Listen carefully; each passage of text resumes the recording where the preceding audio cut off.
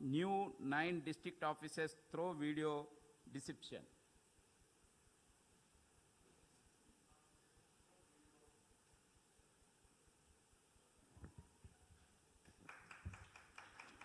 भारत माता की, भारतीय जनता पार्टी। जय जय हे तेलंगाना जननी जय केतనం ముక్కోటి గొంతుకలు ఒక్కటైన చేతనం జయ జయ హే తెలంగాణ జననీ జయ కేతనం ముక్కోటి గొంతుకలు ఒక్కటైన చేతనం తరతరాల చరిత గల తల్లి నీరాజనం తరతరాల చరిత గల తల్లి నీరాజనం 10 జిల్లల నీ పిల్లలు ప్రణమిల్లిన శుభ తరుణం జై తెలంగాణ జై జై తెలంగాణ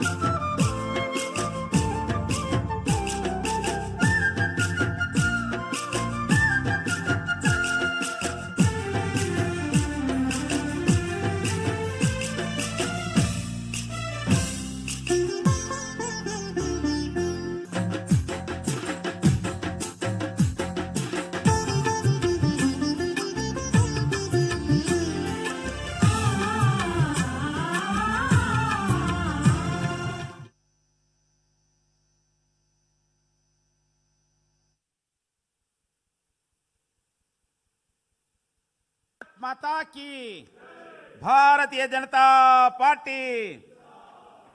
ఇది భారతీయ జనతా పార్టీ మొదటి నుంచి కూడా దేశ హితం కోసం ఏర్పడినటువంటి పార్టీ, స్థాపించినటువంటి పార్టీ.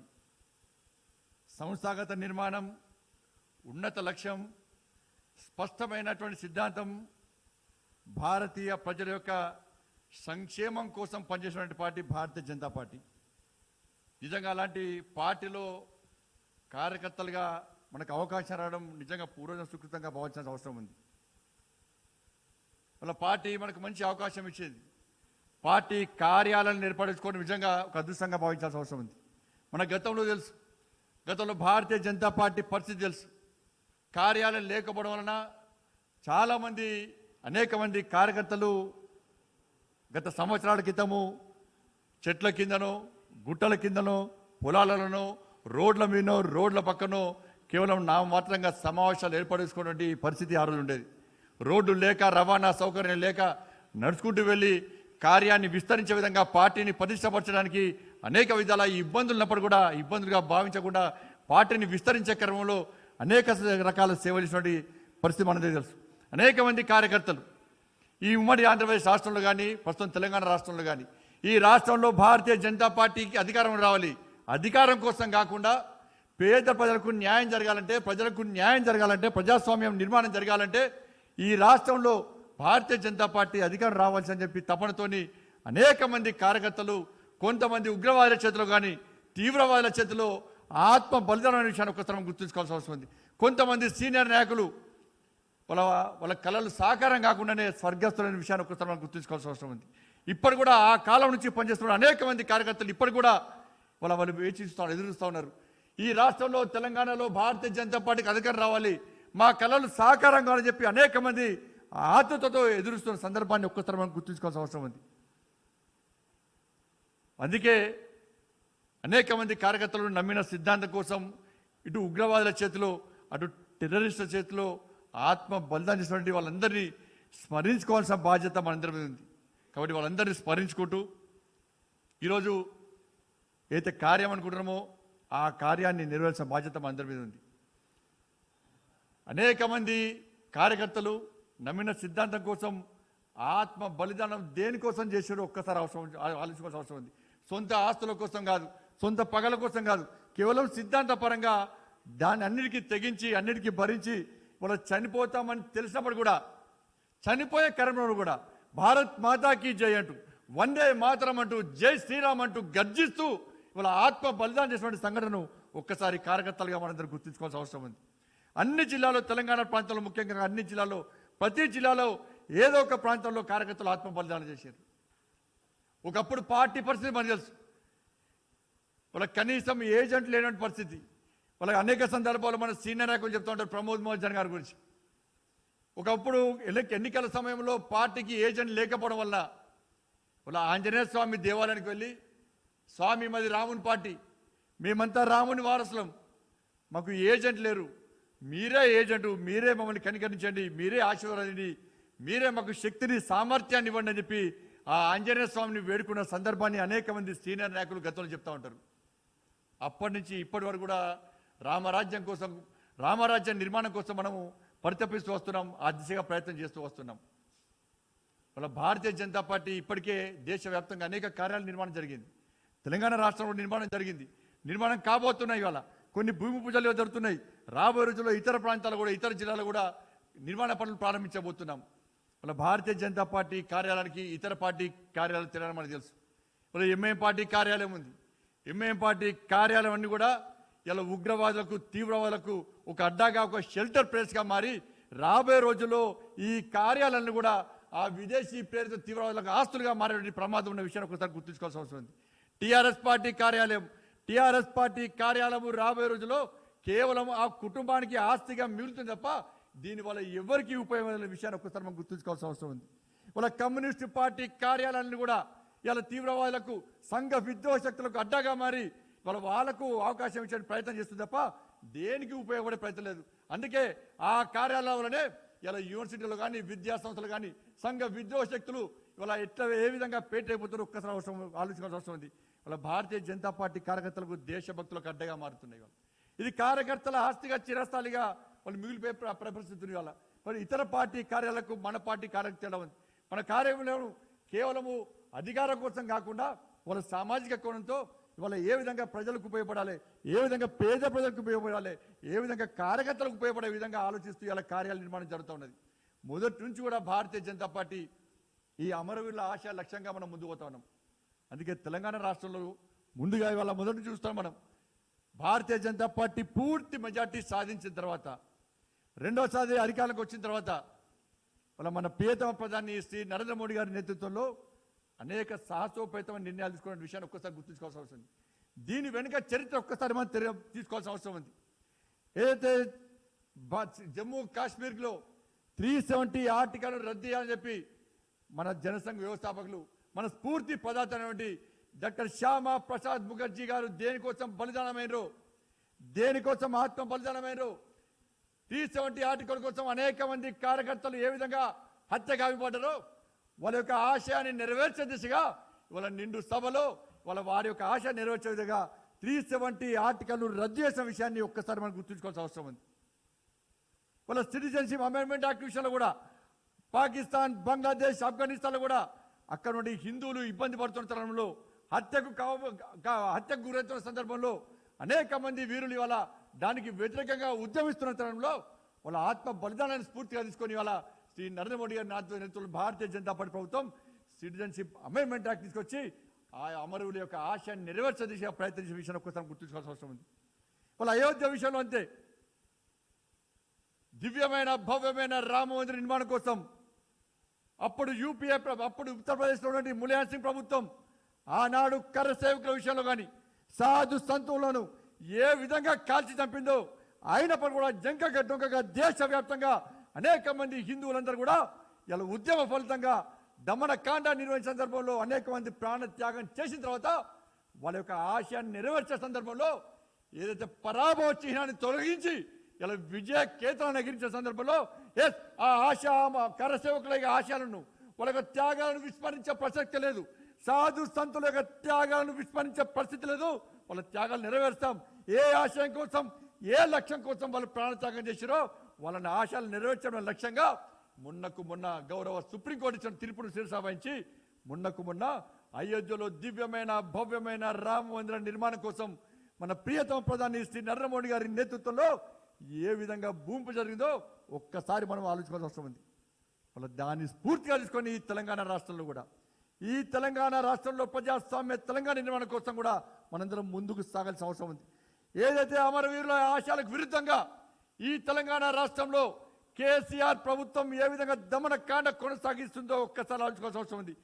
ఇవాళ గతంలో ఉత్తరప్రదేశ్లో భారతీయ జనతా పార్టీ కార్యకర్తల పట్ల ఏ విధంగా వివరించిందో ములాయం సింగ్ ప్రభుత్వం కానీ మాయావతి ప్రభుత్వం కానీ అనేక మంది కార్యకర్తలను హత్య చేసి అనేక మంది భారతీయ జనతా పార్టీ కార్యకర్తలు ఏ విధంగా ఇబ్బంది పెట్టినప్పుడు కూడా అక్కడ కార్యకర్తలు వెనుకడు వేయకుండా ఏ విధంగా యుద్ధాన్ని కొనసాగించారో దానివల్ల ఇప్పుడు ఉత్తరప్రదేశ్లో ప్రభుత్వం ఏర్పడబడింది. ఇలా పశ్చిమ బెంగాల్లో మమతా బెనర్జీ ప్రభుత్వం కార్యకర్తల మీద ఏ విధంగా దమనకాన్ని కొనసాగిస్తూ హత్యలు కొనసాగిస్తూ విధ్వంసాలు కొనసాగిస్తుందో దానికి దీటుగా అక్కడ భారతీయ జనతా పార్టీ కార్యకర్తలు చేతిలో కమలపూ జెండా పట్టుకొని చేతిలో కాషాప్ జెండా పట్టుకొని భారత్ మాతాకి జై అంటూ ఏ విధంగా యుద్ధం కొనసాగిస్తున్నారో రాబోయే రోజుల్లో పశ్చిమ బెంగాల్ కూడా భారతీయ జనతా పార్టీ ప్రభుత్వం ఏర్పడడానికి ఏ విధంగా యుద్ధం చేస్తున్నారో ఒక్కసారి మనం ఆలోచించాల్సి వస్తుంది.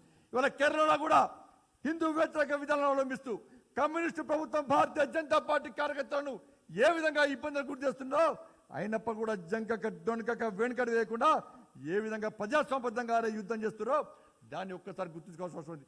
ఈ తెలంగాణ రాష్ట్రంలో కూడా వారం స్ఫూర్తి చేసుకుని ఈ టీఆర్ఎస్ పార్టీ ప్రభుత్వం ఈ రాష్ట్ర ముఖ్యమంత్రి భారతీయ జనతా పార్టీ కార్యకర్తలందరూ కూడా ఎక్కడికక్కడ అరెస్టు చేస్తూ అక్రమ కేసులు బనాయిస్తూ భారతీయ జనతా పార్టీ కార్యకర్తలు ఇబ్బంది పడుతూ చివరకు భారతీయ జనతా పార్టీ కార్యకర్తల ఆస్తులను కూడా స్వాధీనం చేసుకునే విధంగా అక్రమంగా స్వాధీనం చేసుకునే విధంగా ఏ విధంగా ఇబ్బంది పడుతున్నారు ఒకసారి ఆలోచించాల్సి వస్తుంది.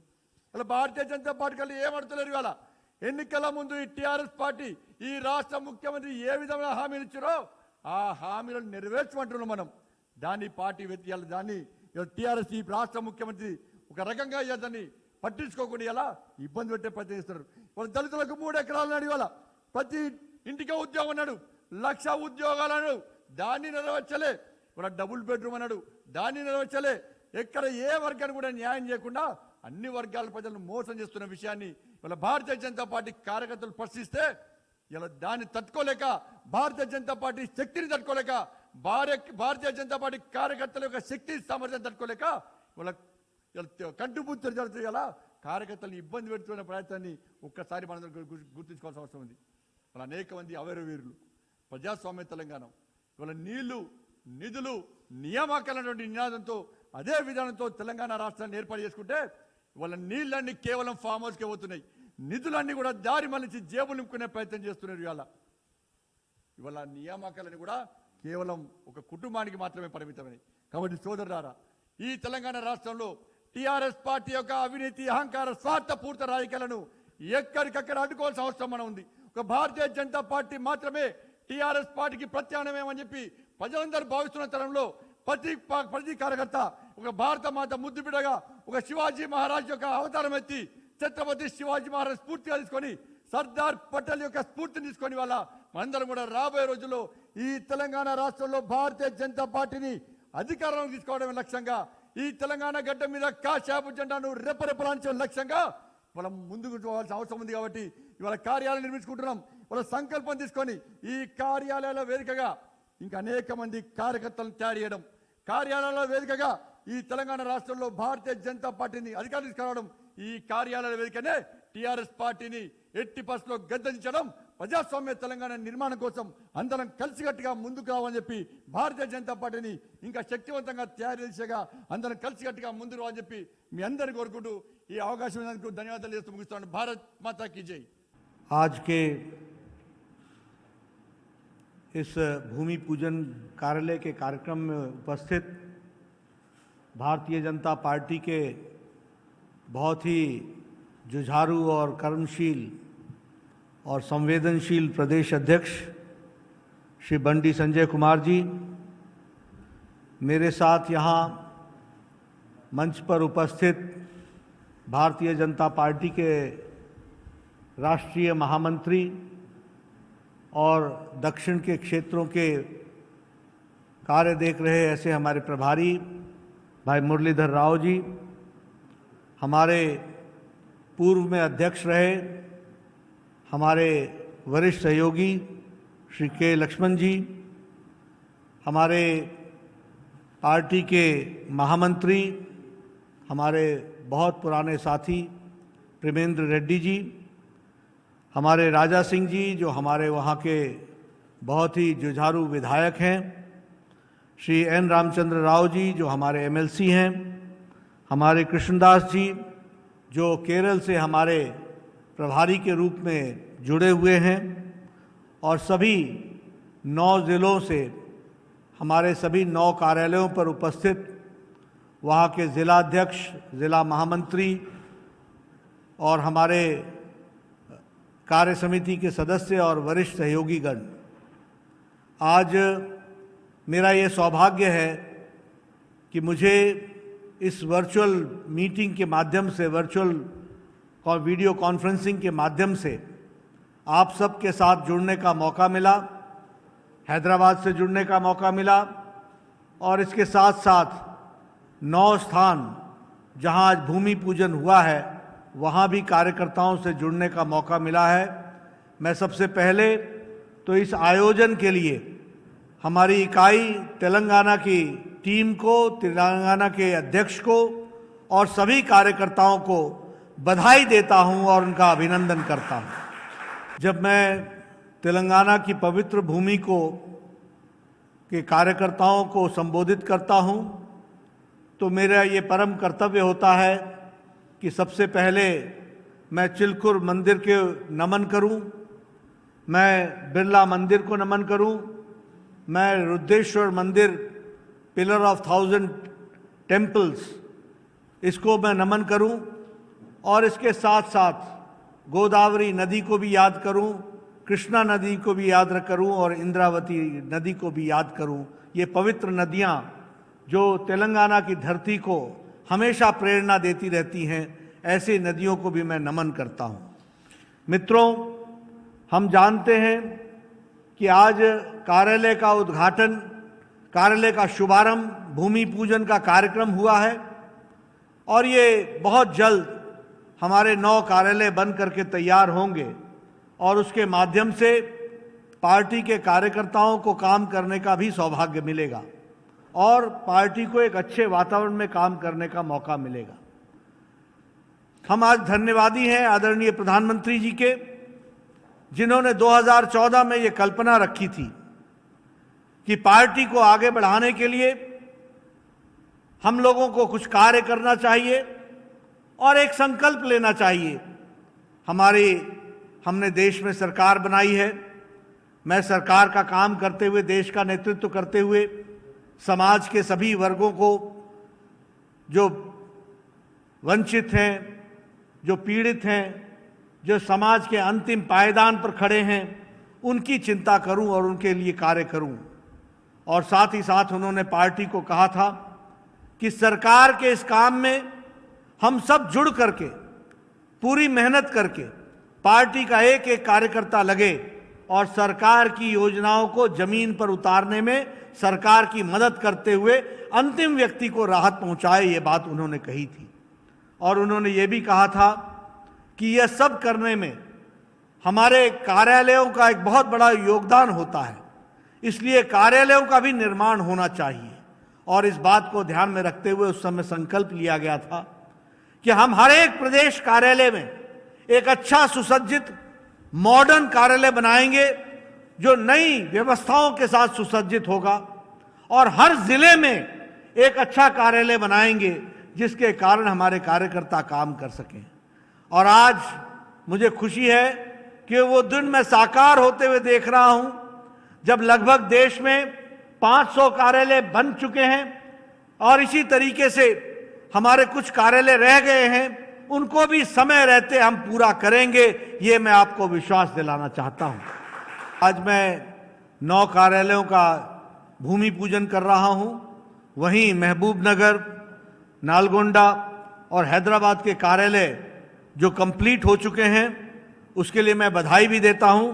और 5 डिस्ट्रिक्ट में कार्यालय का काम चल रहा है और 12 डिस्ट्रिक्ट में कंस्ट्रक्शन का काम पूरा हुआ है। इसके लिए भी मैं तेलंगाना की इकाई को बधाई देता हूं। मित्रों, हम जानते हैं कि कार्यालय में सिर्फ कार्यालय ही नहीं होता, कार्यालय एक व्यवस्थित तरीके से कार्यकर्ता के निर्माण का केंद्र होता है। एक जब सुसज्जित कार्यालय होता है जिसमें ई लाइब्रेरी होती है, जिसमें कॉन्फ्रेंस हॉल होता है, जिसमें रेफरेंस सेक्शन होता है और जिसमें रिसर्च की टीम बैठती है और रिसर्च करने की व्यवस्था होती है, तो कार्यालय के अंदर कार्यकर्ता का संपूर्ण निर्माण होता है और साथ ही साथ वो एक अच्छे संस्कारों के साथ युक्त होकर के समाज की सेवा के लिए बनता है। इस बात को हमको समझना चाहिए। इसलिए कार्यालय के साथ हमारा जुड़ाव, अगर हमारे कार्यकर्ता हैं, अगर हमारे पास कोष है, अगर हमारे पास कार्यकारिणी है, अगर हमारे पास कार्यक्रम है, तो इन सारी चीजों को संचालन करने के लिए कार्यालय होना अति आवश्यक है। और जल्द से जल्द जो कार्यालय बन रहे हैं उसके लिए मैं तेलंगाना यूनिट को बधाई देना चाहता हूं। पिछली बार मैं आपके साथ 20 जून को वर्चुअल रैली के माध्यम से जुड़ा था और उस दिन मैंने हैदराबाद से लेकर सभी जिला केंद्रों के कार्यकर्ताओं के साथ बातचीत की थी। उस दिन हमने आपके साथ धारा 370, ट्रिपल तलाक और इसके साथ साथ जो बड़े कार्य 1 साल के अंदर हुए थे उसके बारे में चर्चा की थी। आज उन्हीं बातों की चर्चा संजय बंडी जी ने अपने वक्तव्य में किया है और उन्होंने राम जन्मभूमि के भूमि पूजन के बारे में भी चर्चा की है। यह सब हम लोगों के लिए ऐतिहासिक रहा है, जिसके लिए हम सब लोगों ने एक लंबे समय तक लड़ाई लड़ी थी और उस लड़ाई का नतीजा है कि और मोदी जी की इच्छा शक्ति और अमित शाह जी की योजना, जिसके कारण ये सब संभव हो पाया है। लेकिन आज मैं आपके साथ चर्चा करना चाहता हूं कि जिस तरीके से हम सब लोग कोविड-19 के साए में जी रहे हैं और कोरोना वायरस के साथ लड़ाई लड़ रहे हैं, इस लड़ाई में भी हमारे यशस्वी प्रधानमंत्री श्री नरेंद्र मोदी जी ने नहीं सिर्फ देश को नेतृत्व दिया बल्कि दुनिया को भी कोविड से लड़ने का रास्ता बताया है। इस बात को भी हमको ध्यान में रखना चाहिए। हम जानते हैं कि जब मार्च महीने में कोरोना का संक्रमण बढ़ रहा था, उस समय अगर आप दुनिया की तस्वीर देखें तो दुनिया के शक्तिशाली देश भी ये फैसला नहीं कर पा रहे थे कि लड़ाई मानवता के लिए लड़ी जाए या आर्थिक विषयों को भी साथ में रखा जाए। वो इसके बीच में झूल रहे थे, between humanity and the economic development. और आपको यह भी मालूम होगा कि शक्तिशाली देश उस समय अच्छी स्वास्थ्य व्यवस्थाओं के बावजूद भी उनका स्वास्थ्य सिस्टम चरमरा गया था, लड़खड़ा गया था और वो असहाय महसूस कर रहे थे। ऐसे वक्त में हमारे प्रधानमंत्री जी ने कहा, जान है तो जहान है, और इसलिए जान की रक्षा करना आवश्यक है और 130 करोड़ जनता की जान की रक्षा करना यह अति आवश्यक है। और इसीलिए उन्होंने बहुत ही बोल्ड, बहुत ही बुलंद इरादों के साथ और बहुत ही टाइमली एक्शन लिया और उस टाइमली एक्शन के कारण आज हम ये कह सकते हैं कि हमने 130 करोड़ की जनता को बचाया। और वह बोल्ड एक्शन था टाइमली लॉकडाउन का। उस लॉकडाउन के कारण आपके ध्यान में आएगा कि प्रधानमंत्री जी ने इस लॉकडाउन की अवस्था में देश को कोरोना से लड़ने के लिए प्रेरित भी किया और इसके साथ साथ कोरोना से लड़ने की तैयारी भी की और देश को तैयार किया। यह हमको ध्यान में रखना चाहिए। आपके ध्यान में होगा कि उस समय हमारे पास कोरोना के लड़ने के लिए एक भी हॉस्पिटल नहीं था और आज हमारे पास 1400 हॉस्पिटल कोविड के डेडिकेटेड हॉस्पिटल हैं। उस समय हमारे पास 44,000 बेड थे, आज हमारे पास 12,50,000 बेड हैं। उस समय हमारे पास कोई ऑक्सीजन के साथ बेड की व्यवस्था नहीं थी, आज हमारे यहाँ 1,60,000 ऑक्सीजन के साथ जुड़े हुए बेड्स हैं और इसके साथ साथ आईसीयू बेड्स हमारे पास 42,000 हैं। उस समय हमारी टेस्टिंग कैपेसिटी 150 टेस्टिंग लैब्स थी, आज हमारे पास 1400 टेस्टिंग लैब्स हैं, 1400 टेस्टिंग लैब्स। उस समय हमारी टेस्टिंग कैपेसिटी 1500 थी, आज हमारी टेस्टिंग कैपेसिटी 4 लाख से ज्यादा है, इसको भी हमको समझना चाहिए। उस समय हम एक भी पर्सनल प्रोटेक्शन इक्विपमेंट नहीं बना पाते थे। आज हम 5 लाख प्रतिदिन personal protection equipment PPE kit बना रहे हैं, यह हमको ध्यान में रखना चाहिए। इसलिए मैं ये कहना चाहूंगा कि हमारा रिकवरी रेट 68% पहुंच गया है। ये दुनिया की रिकवरी रेट से बहुत अच्छा रिकवरी रेट है और इसको भी हमको ध्यान में रखना चाहिए। और प्रधानमंत्री जी ने, बाकी सब देशों में सरकारों ने कोविड के साथ लड़ाई लड़ी, लेकिन प्रधानमंत्री जी ने यहां सरकार के साथ साथ समाज को भी जोड़कर लड़ाई लड़ने की तैयारी की, यह हमको ध्यान में रखना चाहिए। और इसलिए ताली बजाओ, थाली बजाओ, कोरोना वॉरियर्स का हिम्मत बढ़ाओ, हौसला बढ़ाओ। इसी तरीके से दिया जलाओ, अंधकार से उजाले की ओर चलो और हम सब लोग एक साथ, एक मनसा के साथ देश को आगे कोरोना से राहत दिलाएंगे। इस संकल्प को आगे बढ़ाओ। इतना ही नहीं, इसके साथ साथ पुष्प वर्षा करके कोरोना वॉरियर्स के हौसले को बढ़ाओ। तो इसलिए सिर्फ सरकार नहीं लड़ी, मोदी जी ने सरकार के साथ साथ देश को भी लड़ने के लिए कोरोना से तैयार किया, यह हमको ध्यान में रखना चाहिए। यह मैं आपसे शेयर करना चाहता हूं। मित्रों, इतना ही नहीं, उन्होंने जहां तक स्वास्थ्य की दृष्टि से प्रधानमंत्री जी ने कार्य किया, वहीं उन्होंने हमारे देश के गरीब लोगों की चिंता की और इसीलिए 26 मार्च को हमको याद है, प्रधानमंत्री गरीब कल्याण योजना और गरीब कल्याण पैकेज का उन्होंने घोषणा की। इसके तहत 1,70,00,000 रुपए के इस पैकेज के तहत जो गरीब है, जो वंचित है, जो समाज के अंतिम पायदान पर खड़ा है, उनकी उन्होंने चिंता की। आपके ध्यान में होगा कि 80 करोड़ की जनता के लिए उस समय 3 महीने के लिए 5 किलो चावल या 5 किलो गेहूं और इसके साथ साथ 1 किलो दाल, इसकी व्यवस्था 80 करोड़ की जनता के लिए किया। और बाद में उसको नवंबर महीने तक, आगे आने वाले नवंबर महीने तक 80 करोड़ की जनता के लिए 5 किलो चावल या 5 किलो गेहूं और 1 किलो दाल की व्यवस्था प्रधानमंत्री मोदी जी ने प्रधानमंत्री गरीब पैकेज के तहत किया, कल्याण पैकेज के तहत किया। यही नहीं, 3 महीने के लिए 3 गैस सिलेंडर मुफ्त में 8 करोड़ की जनता, बहनों के लिए, हमारी बहनों के लिए, माताओं के लिए 8 करोड़ गैस के सिलेंडर्स, यह भी पहुंचाने का काम कोविड-19 के दौरान प्रधानमंत्री जी ने किया। यही नहीं, 20 करोड़ हमारी बहनों के लिए उनके खाते में 500 रुपए 3 महीने के लिए, यानी 1,500 रुपए उनके खातों में डाला, ताकि वो अपने जीवन का यापन भी कर सके और अपने परिवार को भी इज्जत के साथ जीने का हक दे सके। इस बात के लिए उन्होंने किया। यही नहीं, जो हमारे दिव्यांग भाई हैं, दिव्यांग बच्चे हैं, जो हमारी विधवा माताएं बहनें हैं और जो हमारे वृद्ध लोग हैं, उनके लिए 1,000 रुपए 3 महीने के लिए उसकी भी व्यवस्था उन्होंने की, ताकि उनको भी इज्जत के साथ अपने जीवन यापन करने का सौभाग्य मिल सके। इस तरीके की व्यवस्था की गई। इसी के साथ साथ हमारे प्रधानमंत्री किसान सम्मान योजना के तहत 2,000 रुपए 8 करोड़ 64 लाख किसानों के खातों में पहुंचा दिया। 2,000 रुपए, इसको भी समझना चाहिए। और मैं प्रधानमंत्री जी को धन्यवाद देना चाहूंगा कि उन्होंने कल फिर से 17,000 करोड़ रुपए निकाल करके, रिलीज करके 8 करोड़ 50 लाख किसानों के खाते में डालने का काम 2,000 रुपए फिर से किया है। इस बात को भी हमको समझना चाहिए।